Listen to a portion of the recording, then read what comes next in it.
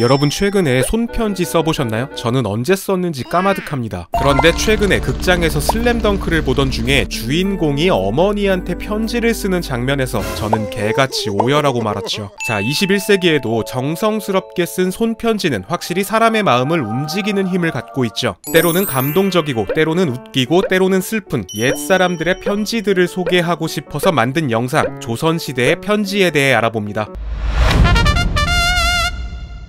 자, 2012년 5월 대전에서 안정나씨의 묘를 이장하던 중에 조선시대 미라, 내구, 장삼과 치마, 베네쩌고리 등 약 150점의 조선 초기 유물이 발견됩니다. 그 중에는 현존하는 가장 오래된 한글 편지 2장도 포함되어 있었는데요. 1490년경 함경도로 발령받은 나신걸이라는 군관이 대전에 있는 자기 부인에게 보낸 편지였죠. 편지의 내용을 쭉 보면 이 남자, 내 여자에게는 따뜻한 스윗남 이었던 것 같습니다. 여보, 논밭은 다 소작 주고 당신은 농사 짓지 마. 종들이 농사 짓자고 꼬드겨도 절대 직접 하지 마. 당신 괜히 고생할까봐 걱정돼. 당신 화장품이랑 바늘 좀 사서 보냈어. 사실 나 이번에 휴가 못 받았거든. 아, 눈물 난다. 상관 새끼가 지는 휴가 가면서 나는 못 가게 하더라고. 거지 같게. 억지로 휴가 쓰면 국방부에서 나 잡아다가 영창에 넣는다네. 어쩔 수 없이 함경도에서 뺑이나 쳐야지 뭐. 어머니랑 애들 잘 데리고 있어. 내년 가을에는 꼭 갈게.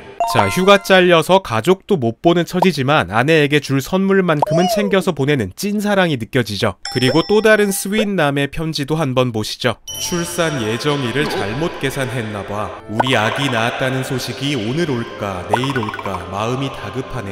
진통이 시작되면 부디 즉시 사람을 보내요. 종이에 싸서 보내는 약은 내가 가서 직접 다려줄 테니까 먹지 말고 있고, 그리고 혹여 딸을 또 낳아도 절대 마음 쓰지 마요. 당신만 괜찮으면 아들이든 딸이든 난 아무 상관없어. 자, 이 편지는 홍위 장군 곽재우의 조카뻘 되는 곽주라는 사람이 자신의 부인 진주 하씨에게 보낸 편지입니다. 하씨의 무덤에서는 이 편지를 포함해 약 50년간 가족들이 주고받은 172통의 편지가 발견됐는데요. 그중 100통이 넘는 편지가 바로 아내에게 보낸 것이었죠. 참고로 이 편지를 받은 하씨는 무사히 사내 아이를 출산했다고 합니다.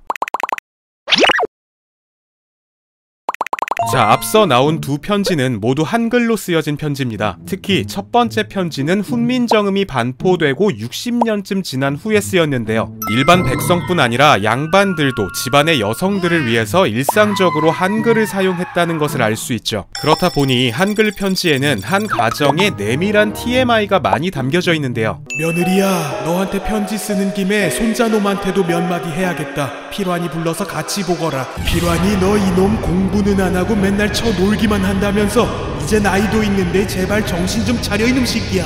이렇게 손자를 텍스트로 후두려 패는 할아버지의 편지도 있고요.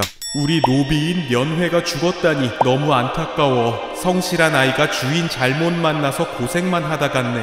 그 아이가 차라리 도망이라도 갔다면 이렇게 슬프진 않았을 거야. 그 아이의 부모님이 서운하지 않게 제사 준비 착실히 도와줘. 이렇게 아끼던 노비가 죽자 진심으로 슬퍼하는 주인의 편지도 있습니다. 조카야, 네가 요새 똥꼬집을 겁나 부린다고 니네 엄마가 걱정 많이 하더라. 엄마랑 얘기 좀 잘해보렴. 까짓거 성공 못하면 어떠냐. 거뜬히 잘 살아가기만 하면 되지. 이렇게 외삼촌이 조카딸에게 보내는 조언의 편지도 있죠. 당시 편지에는 이렇게 남한테 보여주기에는 껄끄러운 가정사가 구구절절 쓰여 있다 보니까 편지를 읽은 후에 아예 태워버리거나 수신자와 함께 관 속에 묻어버리는 경우가 많았죠.